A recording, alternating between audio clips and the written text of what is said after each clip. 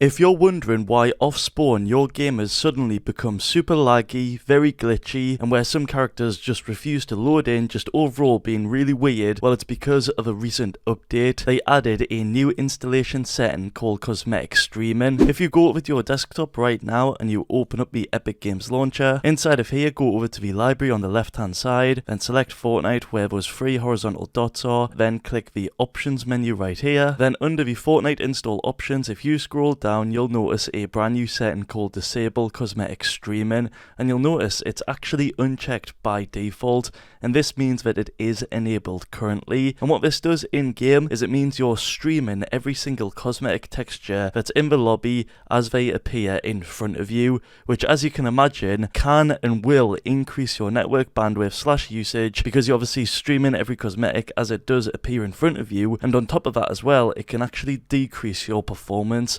from what I've heard from some users already. And this can all happen if you leave this setting unchecked, which does mean it is currently enabled. However, if you actually check this setting and disable the cosmetic streaming, what this does is when you play the game, you're no longer streaming every single cosmetic around you, as you've already preloaded all the cosmetics textures / assets when you do tick this in the Fortnite install options right here. You can see in game it says installs all cosmetic streaming assets that would normally be streamed during gameplay. So when you go in the game, all the textures will be preloaded already essentially, and this means that it'll not only reduce the strain on your network usage, but it can also increase your performance and improve it overall, so there's no sort of spikes or any sort of glitchiness going on with the textures. So yeah, if you do tick this option, you might be a bit hesitant because it's nearly 6 GB, but in my opinion, to actually get better connection and improve ping from not having to stream every single cosmetic, I think it's definitely worth it to check this setting